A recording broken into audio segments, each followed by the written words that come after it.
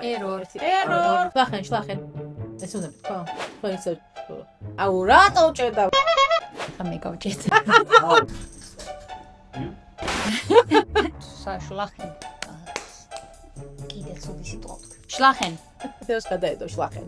A few moments later. Schlagen. შლახენ. არ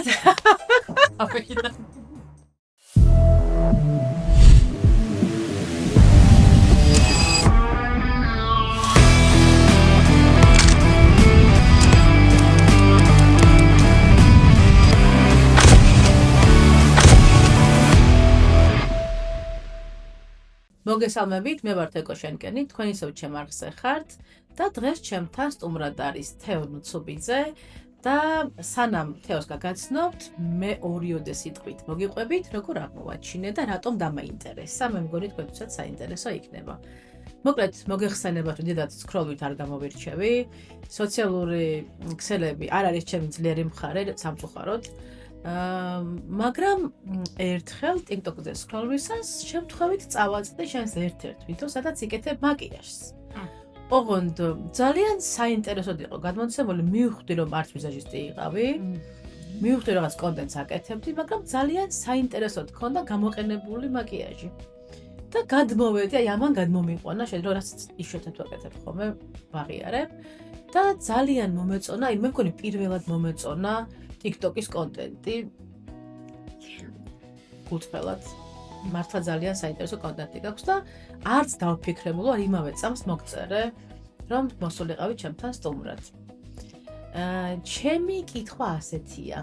ვინ არის თეო კამერებს მიღმა? აი ხალხმაც რომ გაგიცნოს ვინ არის თეო. ესე იგი, პირველ რიგში ძალიან დიდი მადლობა მოწვევისთვის, მოგესალმებით ყველას და ძალიან დიდი მადლობა რომ ესეთი საშუალება მომეცა რომ პირადად ესე გამიცანი, თუმცა აღმოჩნდა რომ თურმე უკვე ვიცნობდით ერთმანეთს, მაგრამ არ მახსოვდა მე ფოტიში. მაგრამ გვიან გავიხსენე ძალიან, აი იმ ღამეს გამახსოვდა რომ კი ვაიმე თურმე ტელევიზიაში შევხვდა. აი ესეთი პატარა არის ჩვენი თბილისი და ჩვენი სამყარო, ხო და მოკლედ ახლა გაგეცნობით, ვინც არ მიცნობთ, რომ თეო ვინ არის ამ კამერების უკან. თეო არის სინამდვილეში რეჟისორი, პროფესიით ყოველ შემთხვევაში და შემდეგ აი ჩემ რეჟისორობიდან შემთხვევით აი ესე ნელა გადმოვედი კონტენტის კეთებაზე და ჩემი მთელი ცოდნა, ესე ვთქვათ, გადმოვიტანე ამ სოციალურ ქსელების მართვაზე რა. გადავწყვიტე რომ მქონოდა რაღაც ხარისხიანი კონტენტის იდეები იცვლებოდა ხოლმე პერიოდულად, მაგრამ თლიანობაში მაინც პროესთეტიკაზეა აქცენტი გაკეთებული, სილამაზეზე, ბიუთი ინდუსტრიაზეც ხანდახან უფრო რაღაც კინო ინდუსტრიაზე. ნუ მოკლედ ეს ცოტა არეული, მაგრამ თლიანობაში ისეთი საკმაოდ საინტერესო მეთოდი გითხავს. ზოგადად ძალიან მოს ეკლექტიკა და მე მგონი აი ეგ მაგან მომხიბლა შენს არხზე რომ არ არის მარტო ერთი კონტენტი და ძალიან მრავალფეროვანი ხარ. მე რაც არ უნდა მოვინდომო ჩემი კონტენტი მაკიაჟია და იმის იქით ვერ მივდივარ ხო ხვდებით, ანუ ძალიან რთულია, მაგრამ შენ შემთხვევაში მაგან მომხიბლა რომ რაღაცა ძალიან ფრთხილად, მაგრამ საინტერესოდ ეხებოდი რაღაცებს, მათ შორის რა თქმა უნდა, რაც მე მაინტერესებს მაკიაჟსაც. ვიზაჟისტი არ ხარ, როგორც ვხვდები?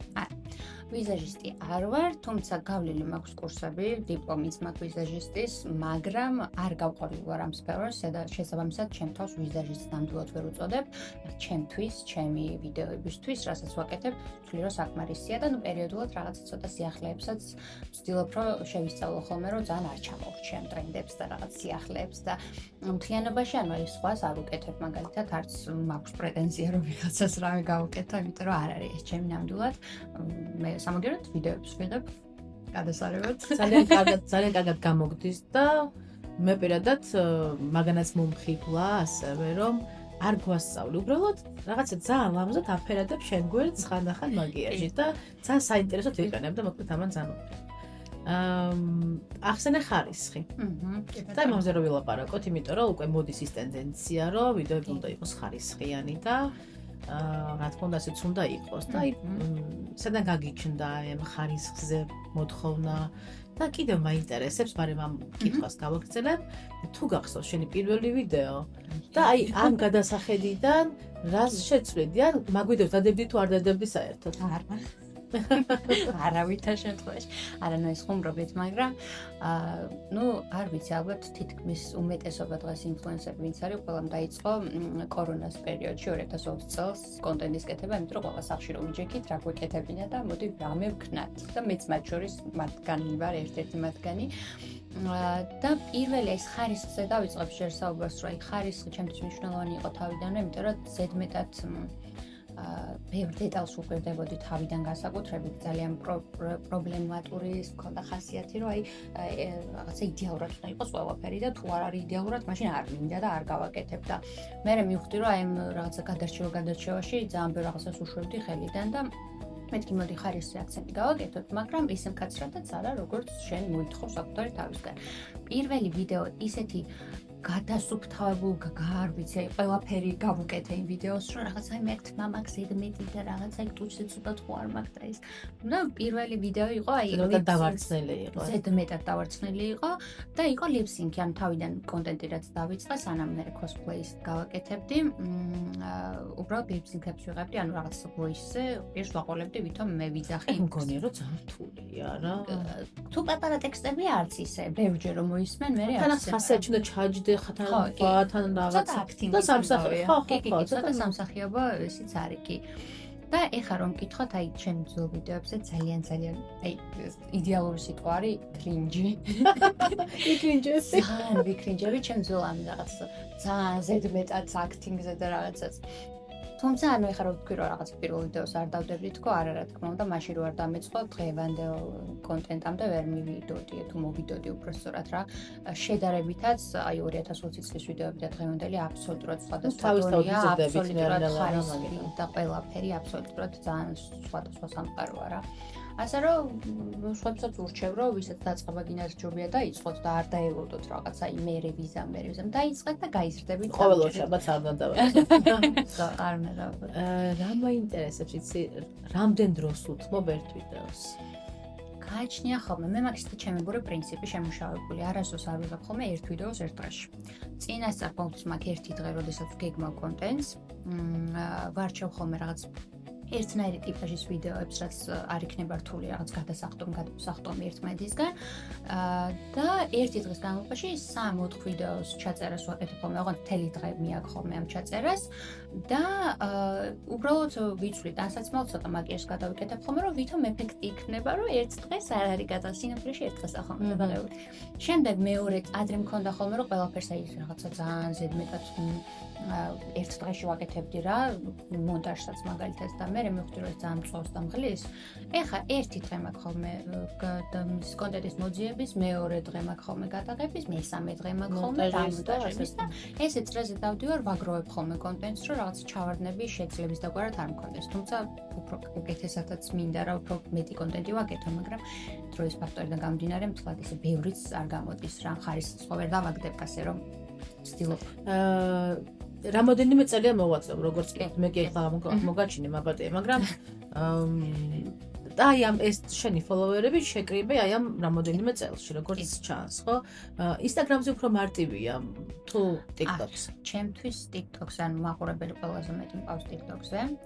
Instagram-ი ზოგადად TikTok-ს და Instagram-ს შორის მე რასაც ვიძახი ხოლმე განსხვავება არის, რომ TikTok-ი უფრო მარტივია მაყურებლის თვის, ანუ უფრო გართობის მხარეა.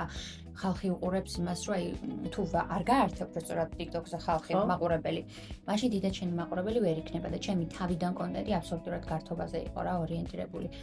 ეხლა რაც დავიწყე შენ რაც შეხვდა ის კონტენტი უფრო ესთეტიკაზე ამორგებული და უფრო Instagram-ს უფრო მოწონს, Instagram-ზე უფრო მიაქვს, თუმცა მაყურებელი მაინც დღემდე უფრო მეტი მყავს TikTok-ზე ვიდრე Instagram-ზე. ასევე YouTube-ზეც დავიწყე ნელა, ადრე თავიდან მქონდა page გაკეთებული, მაგრამ აი ის კონტენტი რასაც ახლა ვაკეთებ YouTube-ზე ვწვდებ.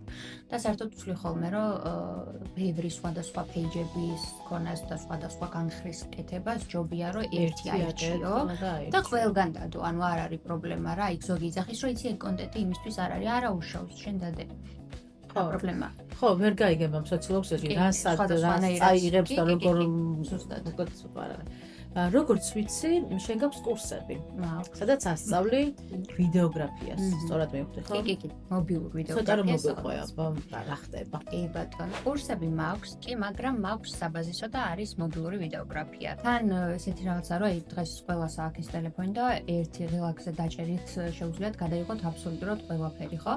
მე ვცდილობ რომ აი მაქსიმალურად პატარა დროში ამ ხალხს ვისაც სურვილი აქვს ვასწავლო ყველაზე მნიშვნელოვანი რაღაცები, რაც ვიდეოგრაფიაში არის საჭირო, რომ მისი ვიდეოები იყოს ესთეტიური და გამართული და არ იყოს რაღაცა არეულ-დარეული კონტენტი. და სხვა შორის მინდა ვთქვა, რომ უკვე 1 წელია ამას ვაკეთებ და ძალიან ბევრი კმაყოფილი მოსწავლე მყავს და სტუდენტი გაშვებული, მათ შორის კონტენტ კრეატორებიც, რომ ხვდება ხოლმე მათი ვიდეოები, ძალიან მიხარია გულებით და ხვდები ხოლმე რა მაგარია. და მთელი აზრი ჩემი ვიდეოგრაფიის კურსის არის ის, რომ გასწავლოთ სწორად როგორ გადაიღოთ ეს ყველაფერი და იყოს ესთეტიური, იყოს ლამაზი და ის რაღაც ბაზა, რაც აუცილებელია, უკვე იცოდე, რომ რაღაცა შეცდომები არ გქონდეს მოკლედ რა გადაღების დროს.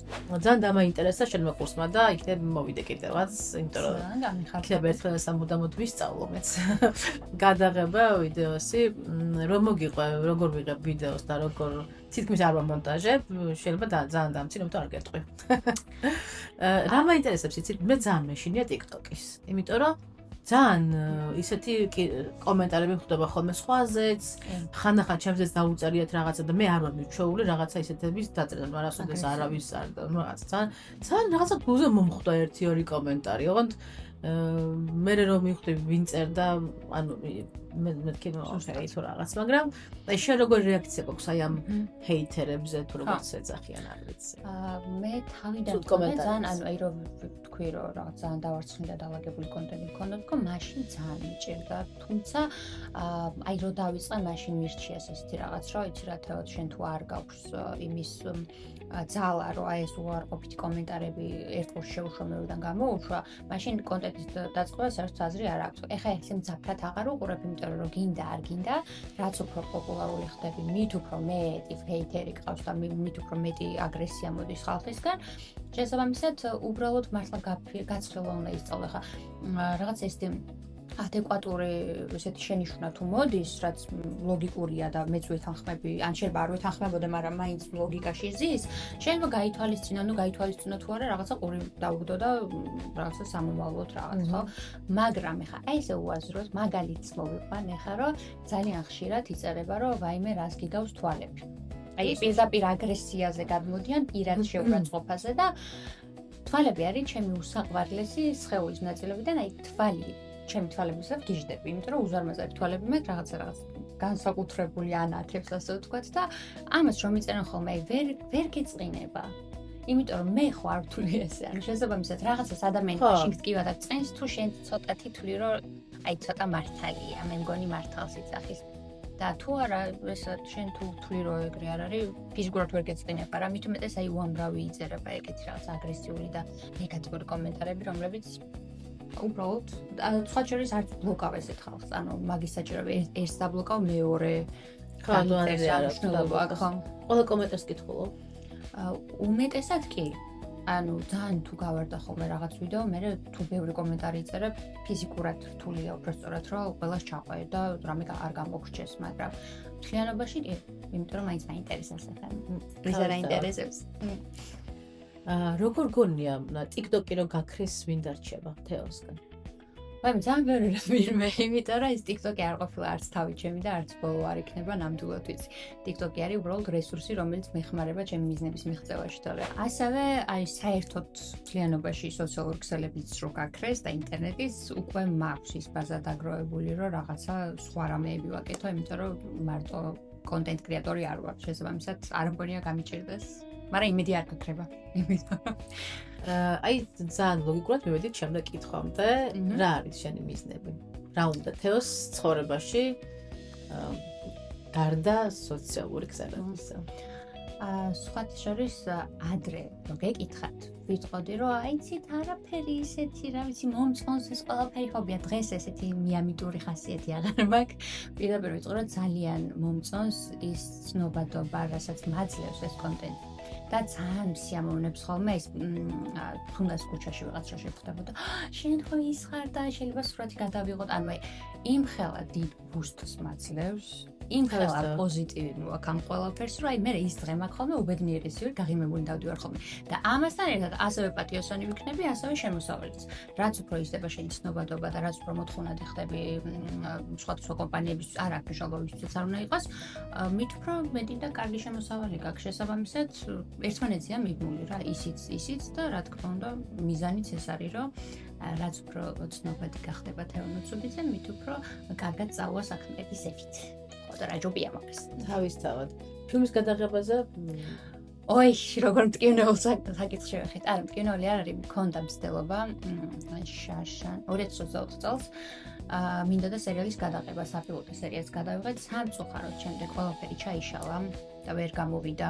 20 წელს ზოგადად ძალიან 25 წელი რთული იყო, მე მგონი ხელოვნების კუთხით საერთოდ. კი, ბევრი პრობლემები დაემატა ამ ყველაფერს და ერთადერთი რაც შემოვრჩა გადაღებული მისგან არის შავ მასალად შემორჩენილი ტრეილერი.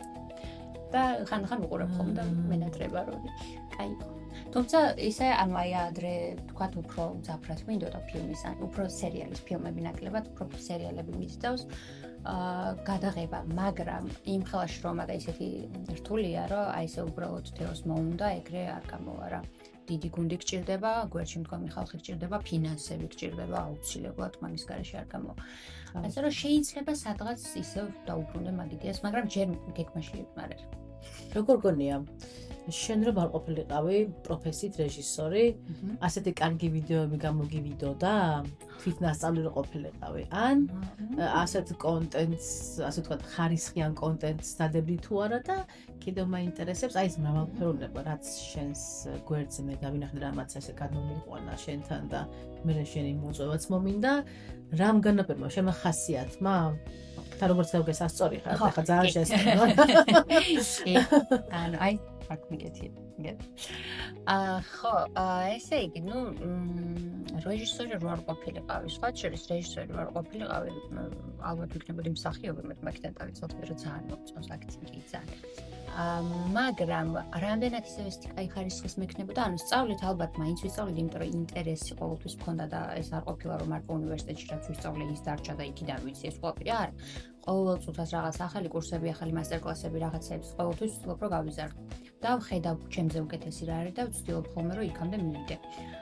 თუ გავჩერდები, ვერც იქ მივალ და საერთოდ ძალიან ჩამორჩებიან ყველაფერს, ასე რომ ეგრე ლოგიკურია რომ სულ სწავლობ. მაგრამ რომ არ ყოფილიყავი რეჟისორი, უფრო გამიჭირდებოდა დაწყება, იმიტომ რომ ეხლა უფრო რაღაცა ნაკლები მასალა და რეჟისორები სხვანაირად ხედავენ ზოგადად. ხო, ეგ ცალკე ის არის, ანუ ხა გინდა არ გინდათ, მიუხედავად იმისა, რომ ამდენ რაღაც მაქვს უკვე ჩადებული ამ ყველაფერში. არის ხოლმე შემთხვევები, როცა გონებაში რაღაც მაქვს წარმოდგენილი და ტექნიკურად საშუალება არ მეძლევა, რომ ეს ყველაფერი გადმოვიტანო ვიზუალიზაცია არ გამოდის. ბევრი სხვადასხვა მიზეზის გამო. შესაბამისად, რაც მაქვს რესურსი, იქიდან მიწევს ხოლმე რა. მოფიქრება რა შეიძლება გავაკეთო. რატომ უნდა გამოგიწერო? რა ვიცი. რამისთვის უნდა გამომიწერო? ეს ასეთობად რამეს ისწავლიან? აი რისთვის? ჩემი აზრით თუ რა არის შენი ეს აიკონიკ ადრე მქონდა ხოლმე რომ ესეთი სლოგანი მქონდა რომ ჩემი პეიჯები არის ჩემი წარმოსახვის უნარის გადმონაშთი ასე ვთქვათ რა და თუ მოგწონთ რაღაც ეს ფერადი შვიდი ნაზი იმიტომ რომ რაღაცა აგრესიულ კონტენტს ჩემთან ვერ ნახავთ შესაბამისად ხო რაც თორია ხარისხიანი მთელი ცხოვრება პირზე მაწერია რომ აი ხარისხიანი კონტენტი მაქვს და დარწმუნებული ვარ, ვინც მოყურებს, ყველგან მეთანხმება. შესაბამისად, თუ გინდათ ამ შემთხვევაში ეხლა კონკრეტულად აქცენტი მთლიანად მაგ ბიუთი სამყაროზე გადატანილი, სხვადასხვა საინტერესო unboxing-ებზე და ასე შემდეგ, ეხლა ამ წუთას ეს სფერო თუ გაინტერესებთ, ან თუნდაც ვიდეოგრაფია თუ გაინტერესებთ, შეგიძლიათ გამომიწეროთ და ბევრ საინტერესო კონტენტს გვირდებით, მით უმეტეს წელს ძალიან მონდომებული დავიწყე და არ ვაპირებ შენელებას პირიქით. უფრო ჩქარი ტემპით უნდა წავიდე. ეს კარგი წელი იქნება, დარწმუნებული ვარ. ნამდვილად. თეოს ლინკები აუცილებლად იქნება აღწერაში მოცემული, ამიტომ შეგიძლიათ გადახვიდეთ, დააფოლოვოთ, ძალიან ისიამოვნებთ, ძალიან საინტერესო კონტენტი აქვს. და კიდევ მე მგონი ბოლო კითხვა, რას ურჩევდი დამწყებ თუნდაც კონტენტ კრეატორებს, თუნდაც ვიზაჟისტებს, თუნდაც რა ვიცი, რეჟისორებს, ხელოვნების სფეროში ხელოვნების ყოფილი. კი, რას ურჩევდი, როგორც უკვე გამოსტილი? სხვა შორის ამ კითხვაზე არ მიცვლება ხოლმე პასუხი, იმიტომ რომ რასაც ვუყურებ, ყოველთვის ყველას უჭირს პირველი ნაბიჯის გადადგმა და აი პირველი ვიდეო, პირველი რა ვიცი, მოსწავლე იქნება კი არა და მეიქაპი იქნება თუ არა, მშობა აი პირველი ნაბიჯი ყოველთვის უჭირს და ვფიქრობ ხოლმე, რომ ზუსტად ეს პირველი ნაბიჯი არის გადასალახი. ამ ერთს რო გააკეთებ, მერე უკვე მეორე, მესამე ბევრად ადვილია და თან პირველის გაკეთება უჭირთ, იმიტომ რომ კრიტიკის უმეტესად, იმიტომ რომ კრიტიკის ეშინიათ არა უშავს. რაც გინდათ კი არა და რაც უნდათ ის დაუგიწერონ შენ ან თქვენ ზუსტად ყველას მაყურებელს. მაგაზე ნუიდარდებთ, იმიტომ რომ თუ არ ცადეთ ვერ გაიგებთ გამოგდით თუ არა. ასე რომ ჩემი რჩევა არის რომ მოდი პირველი ნაბიჯი ადექი და უბრალოდ გადადგი. არ დაელოდო ორშაბათს. არ დაელოდო ორშაბათს, ხო, კვირასაც შეიძლება დაწყება და ოთხშაბათსაც შეიძლება დაწყება, ყოველთვის შეიძლება დაწყება. თეო, მადლობა რომ მიყავით ჩემი სტუმარი და წარმატებებს მისურვ. ძალიან დიდი მადლობა მოწვევისთვისაც კიდევ ერთხელ და იმედია კიდე შევხვდებით სხვა სფეროებშიც. აუცილებლად. თქვენ კიდევ არ დაგავიწყდეთ ჩემი არხის გამოწერა და ამ ვიდეოს მოწონება უფრო საინტერესო ვიდეოებისთვის. დროებით.